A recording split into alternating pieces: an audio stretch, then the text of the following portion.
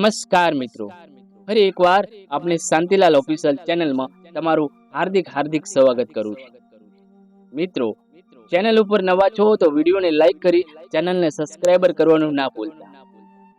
એક સામાન્ય પરિવારમાં એક દીકરીનો જન્મ થયો. સામાન્ય પરિવારની અંદર એ દીકરીનો જન્મ થયો હતો અને પોતે લગ્ન કરી અને એક શહેરની અંદર આવે છે. એમના લગ્ન એક શહેરના છોકરા સાથે થયા હતા. ત્યારે આ બંને શહેરની અંદર રહે છે. શહેરની અંદર રહી અને પોતાનું સારી રીતે ગુજરાન ચલાવતા હતા. ત્યારે પતિને ધંધો એક કાપડ સીવવાનો હતો અને આ રીતે કાપડ સીવી અને પોતાનું ગુજરાન ચલાવે છે. અને કાપડ સીવતા એની અંદર ઘણી બધી સારી આવક મળતી અને કમાણી પણ સારી મળતી. એટલા માટે બંનેનો આ ધંધો એક કાપડનો જામી જાય છે અને સાસુ અને સસરાથી બંને અલગ થઈ જાય છે. અલગ થઈ અને પોતાનો ધંધો કરે છે અને સારી કમાણી કરતા હતા. તેઓનું સારી રીતે ગુજરાન ચલાવતા હતા અને પોતાના ઘરે એક દીકરાનો જન્મ થાય છે અને સમય જતા એક બીજા દીકરાનો જન્મ થાય છે. એટલે આ દીકરી એનું નામ હતું કાજલ. એ કાજલ બે બાળકોની માં બની જાય છે અને પતિનું નામ હતું મનોજ. મનોજ અને કાજલ એ બંનેની જિંદગી સારી રીતે ચાલતી હતી. એટલે કહેવાય કે સમય ધીરે ધીરે સમય જાય છે, થોડો ઘણો સમય પસાર થઈ જાય છે. ત્યારે મનોજ પોતાનું કાપડ સીવવાનું કામ કરતા હતા અને એની અંદરથી કાપડ સીવી અને પોતાની કમાણી કરતા. ત્યારે અચાનક મનોજની તબિયત ખરાબ થઈ જાય છે. એટલા માટે પોતાના પતિને લઈ કાજલ સારી હોસ્પિટલની અંદર લઈ જાય છે અને ત્યારે આ પતિનો ધંધો કાપડ સીવવાનો બંધ થઈ જાય છે. એટલે કહેવાય કે ઘરની અંદર જે રૂપિયા આવતા હતા એ કમાણી આવતી હતી, એ કાપડની અંદરથી કમાણી મળતી હતી અને જે પણ પોતાની આવક મેળવતા હતા એ બંધ થઈ જાય છે. કારણ કે મનોજ એ બીમાર પડી જાય છે. બીમારીના કારણે એમનો ધંધો જે બંધ થઈ જાય છે. માટે એ કાજલ પોતાના પતિને લઈ અને હોસ્પિટલની અંદર આવે છે. અને હોસ્પિટલની અંદર એ ડોક્ટર કહેવાય કે દયાળુ અને પ્રેમી હતા અને કાજલ પોતાની દરેક વાત અને પોતાની કહાની શેર કરે છે. એટલા માટે ડોક્ટર દયાળુ હતા અને ડોક્ટરે કહ્યું કે જ્યાં સુધી તમારા પતિને સારું ન થાય ત્યાં સુધી તમે હોસ્પિટલની અંદર તમારે રોકાવું પડશે અને તમે ચિંતા ના કરતા તમારા બે બાળકોને અને તમારા માટે ટિફિન અમારા તરફથી આવશે.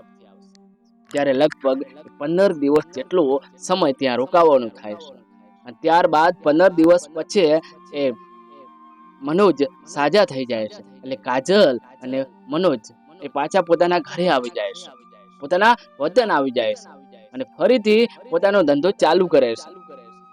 અને આ રીતે ફરીથી કાપડ સીવી અને પોતાની આવક બંધ થઈ ગઈ અને ફરીથી ચાલુ થઈ જાય છે. ત્યારે મનોજથી કાપડો વધારે સમય સુધી સીવાય એમ નતા અને બેસી શકાતું ન હતું. માટે મનોજે પોતાના પત્નીને કહે છે કે કાજલ, એક વાત કહું ને, સાંભળ ને.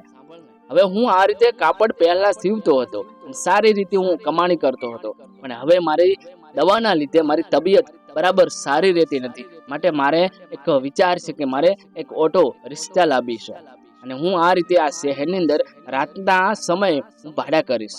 એટલે દિવસે મને તડકો બી ના લાગે અને હું હેરાન ન થાઉં. માટે હું રાત્રિના સમયે ભાડા કરીશ. તો આ ભાડું આવશે ને તો આ સારી રીતે આપણું ઘર ચાલશે. પરંતુ કાજલ પાસે ઓટો રિક્ષા લાવવા માટેના પૈસા નતા. ત્યારે પોતાના જે થોડા દાગીના હતા એ દાગીના ગીરવે મૂકી દે છે અને ગીરવે મૂકીને પોતાની રિક્ષા ખરીદે છે. અને પતિ મનોજ રિક્ષા લાયા પછી એ શહેરની અંદર રાત્રિના ભાડા કરે છે, રાત્રિના રૂટ કરે છે અને એ રાત્રિના રૂટમાં સારા એને રૂપિયા મળી, સારું ભાડું મળી જતું.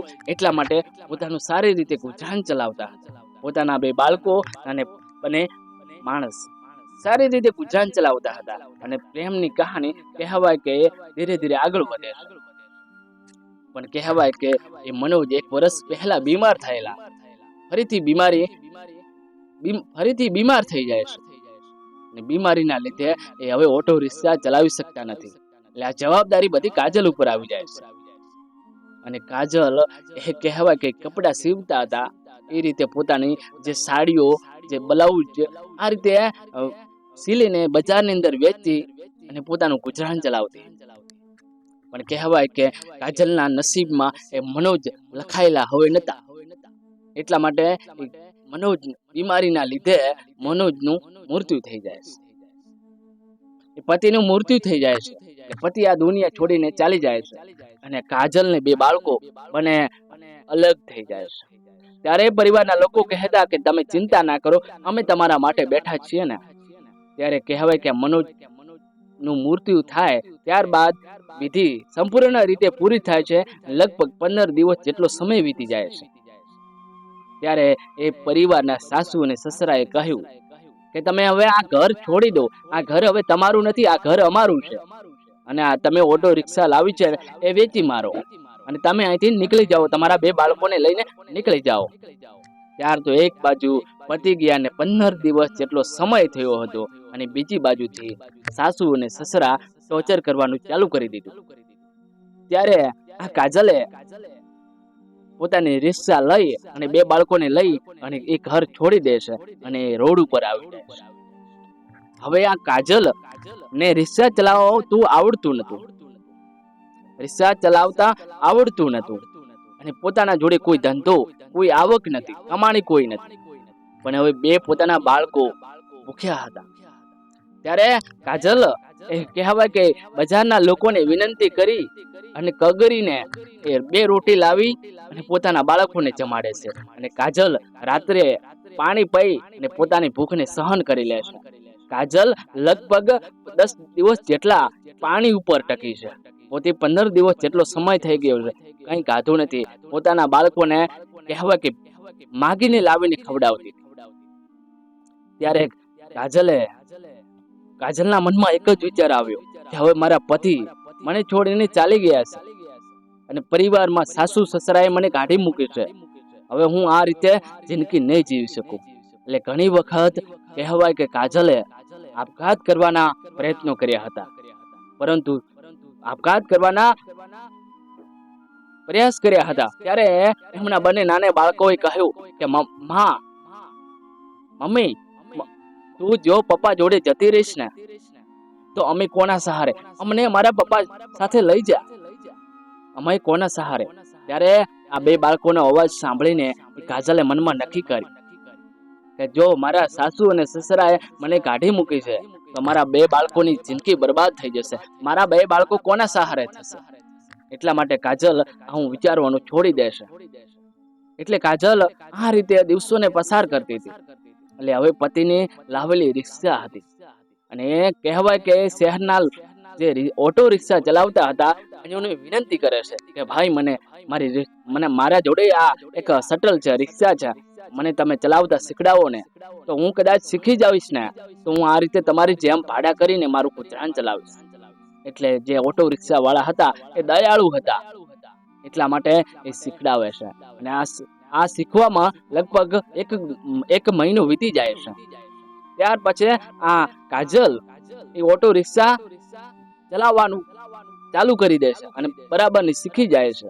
અને કહેવાય કે એ બજારની અંદર રિક્ષા ચલાવી અને પોતાનું ગુજરાન ચલાવતી. અને કાજલ માટે રહેવા માટે મકાન નહોતું, પરંતુ રાતના સમયે પોતાના 2 બાળકોને અને કાજલ એ રિક્ષાની અંદર જમતા અને રિક્ષાની અંદર સૂઈ જતા હતા. આ રીતે દિવસોને પસાર કરતા હતા. ત્યારે કહેવાય કે કાજલ ધીરે ધીરે એ રિક્ષા એ બજારની અંદર ચલાવતી. ત્યારે અમુક લોકો એને ટોર્ચર પણ કરતા હતા. ત્યારે કહેતા કે તું અહીં આ તારું શટલ લઈને ન ઊભી રહે, તું છે ને બીજા રૂટ પકડી લે. ત્યારે કાજલે ઘણી બધી ઠોકરો ખાધી હતી અને ઘણા બધા દુઃખોને સહન કર્યા. લોકોએ કેવું બોલ્યું અને કાજલના મનમાં અનેક પ્રકારના વિચાર આવતા હતા કે મારી ઓટો રિક્ષાની અંદર કેવા લોકો બેસે, કઈ રીતે હું લઈ જઈશ ભાડે, કઈ રીતે હું ભાડું કરીશ. ઘણા બધા વિચાર થતા હતા મનની અંદર. પરંતુ એ કાજલે બધા છે ને પોતાની હિંમત હારી નહીં અને કાળજા ઉપર પથ્થર મૂકી દીધો અને આ રીતે એ ઓટો રિક્ષા ચલાવવાનું કામ ચાલુ કરી દીધું. અને ઘણા બધા એવા લોકો એને મળ્યા હતા કે તું આ રિક્ષા ન ચલાવ, અમારી રિક્ષા છે ને, અમને હવે ભાડા મળતા નથી, તું આ રિક્ષાના ફેરા ન માર. ઘણી બધી એને જિંદગીની અંદર ઘણી બધી મજબૂરી બની ગઈ હતી. ઘણી રિક્ષા ચલાવતી વખતે ઘણા બધા દુઃખ અને સહન કરવા પડ્યા, પરંતુ પોતે હિંમત હારી નહીં પોતાના બે બાળકોને ભણાવતા હતા અને પોતે સારી એક જિંદગી જીવવા માંગતા હતા. ત્યારે પડેલા દુઃખ પરિસ્થિતિ 15 દિવસ જેટલા એ પાણી પીને ભૂખને સહન કરી છે. ત્યારે પોતાના જીવનની અંદર કેટલા કેવું દુઃખ પડ્યું છે. એક મિત્રો કલ્પના કરવા જેવો, એક વિચાર કરવા જેવી વાત છે કે 15 દિવસ સુધી પાણી પીને પોતાના દિવસોને પસાર કર્યા, આ રીતે ભૂખને સહન કરી છે. અને આજે એ રિક્ષા ચલાવતી હતી. ત્યારે શરૂઆતની અંદર એને આખા દિવસનું 100 રૂપિયા ભાડું મળતું અને 100 રૂપિયાની અંદર પોતાનું ગુજરાન ચલાવતી હતી. ત્યારે બાળકો ઘરની અંદર કહેતા, બાળકો ભૂખ્યા રડતા કે મમ્મી, માં, આપણે ઘઉંની રોટલી ક્યારે ખાઈશું? ઘઉંની રોટલી આપણે ક્યારે ખાઈશું? બાળકોના આવા શબ્દો સાંભળીને કાજલ પોતાના આંસુ રોકી શકતી નથી અને આ રીતે 100 રૂપિયાનું ભાડું કરી અને પોતાની રિક્ષા ચલાવતી અને 100 રૂપિયાના ભાડાની અંદર પોતાની જિંદગીના દિવસોને પસાર કરતી હતી. ત્યારે ઘણા લોકો એને કેવું બોલી ગયા હશે, એમના સાથે મજાક મસ્તી કરી છે. ઘણા લોકોએ એવા પણ મળ્યા હશે, પરંતુ પોતે કહેવાય કે હિંમત હાર્યા વગર પોતાની રિક્ષા ચલાવે છે. અને ધીરે ધીરે એ શહેરની અંદર એની ઓળખાણ થાય છે. ત્યારે ઘણી બધી લેડીઝો કહેતી, ઘણી બધી બહેનો, કોઈ ડોક્ટર હતી, કોઈ પોલીસ કર્મી હતી, કોઈ વિદ્યાર્થી હતી, એની રિક્ષાની અંદર બેસતા અને કહેવાય કે એક મહિલા રિક્ષા વાળી એનું નામ પડી ગયું. ત્યારે કહેવાય કે ધીરે ધીરે એની ઓળખાણ વધતી ગઈ અને એની જિંદગીના દિવસો પસાર કરતી ગઈ અને ધીરે ધીરે એને ભાડવા મળવા મળ્યા. એટલે દર મહિને 20,000 રૂપિયા કમાતી થઈ ગઈ. એટલે કહેવાય કે 20,000 ની નોકરી હોય ને, આ રીતે દર મહિને 20,000 રૂપિયા કમાતી અને પોતાની સારી રીતે જિંદગી જીવતી હતી. અને ઘણા બધા જીવનની અંદર એમને દુઃખ પડેલા અને આ બધું સહન ભોગવી અને પોતાની લાઈન ઉપર આવ્યા કાજલ. અને દર મહિને 20,000 રૂપિયા કમાતી. ત્યારે સારી રીતે પોતાનું ગુજરાન ચલાવતી હતી. ત્યારે 2 બાળકો ભણતા હતા. સારી શાળાની, પ્રાઇવેટ શાળાની અંદર 2 દીકરાઓને એડમિટ કરે છે ભણાવવા માટે. અને કાજલ આ રીતે શહેરની અંદર રિક્ષા ચલાવી અને પોતાનું ગુજરાન ચલાવતી હતી. ત્યાર પછી એ રિક્ષાની અંદર રાત્રિના સમયને પસાર કરતી હતી. ત્યાર પછી એમણે સરસ મજાનું મકાન બનાવ્યું અને મકાનની અંદર રહેવા લાગ્યા અને રિક્ષા ચલાવી અને પોતાનું ગુજરાન ચલાવતી. દર મહિને 20,000 જેટલા રૂપિયા કમાતી. પરંતુ એ કાજલે પોતાને એક કહાની દરેક લોકો સાથે વર્ણન કરી છે અને પોતાનું જીવનની અંદર પડેલા દુઃખ એ લોકોને બતાવ્યા છે. અને ત્યારે કાજલે કહ્યું હતું કે તમારા જીવનની અંદર ગમે એટલા દુઃખ આવે છે અને જ્યારે તમને પરિવાર, તમારા ઘરના લોકો તમને છોડી મૂકે છે, કોઈ પણ તમારા જીવનની અંદર ઘટના બને છે, ત્યારે તમે એકલા પડી જાઓ છો. પણ આ રીતે હિંમત હારતા નહીં. તમારો સંઘર્ષ અને મહેનતને ટગલ કરવાનું કામ ચાલુ જ રાખો. એક દિવસ તમે સફળ બનશો. તમે એક વખત પરીક્ષા આપો ને ફેલ થઈ જાઓ એટલે તમે બીજી વખત પરીક્ષા દેવા માટે ન જાઓ, તમે જિંદગીથી હારી જાઓ. ના, તમે પરીક્ષા આપ્યા જ રાખો એક વખત, પરંતુ તમે પાસ થશો અને એનો કહેવાય કે ફળ તમને મળે છે જરૂર. એટલા માટે કાજલે શહેરના લોકોને તમામને આ કહાની વર્ણન કરી અને દરેક બહેનોને એક આ સલાહ આપી હતી. એટલે કહેવાય કે આ વાર્તા પરથી બોધ કથા આપણને મળે છે કે તમારા જીવનની અંદર ગમે એટલા દુઃખ પડેલા હોય પણ તમારી જે કહેવાય કે મહેનત ચાલુ રાખો. એક દિવસ તમને એનું ફળ, મહેનતનું ફળ મળે છે એ 100% છે, પરંતુ હિંમત હારવી નહીં. એટલા માટે આ કાજલે દરેક લોકોને, દરેક બહેનોને કહ્યું છે કે તમે તમારી લાઈફની અંદર, તમારી જિંદગીની અંદર આવેલા દુઃખોને સહન કરતા શીખો અને સંઘર્ષ કરતા શીખો. એક દિવસ તમે ભલે ભૂખ્યા છો પણ એક દિવસ તમે આગળ જરૂર જજો. એક દિવસ તમે તમારી જિંદગીના સારા દિવસોને પસાર કરશો. એટલે મેં મારી જિંદગીની અંદર ઘણું બધું સહન કરી અને આજે હું દર મહિને 20,000 જેટલા રૂપિયા કમાઉં છું. એટલા માટે ક્યારેય હિંમત હારતા નહીં. હિંમત રાખશો ને તો 100% તમે આગળ વધશો. મિત્રો, આજની આ કહાની વિશે તમે શું કહેવા માંગો છો?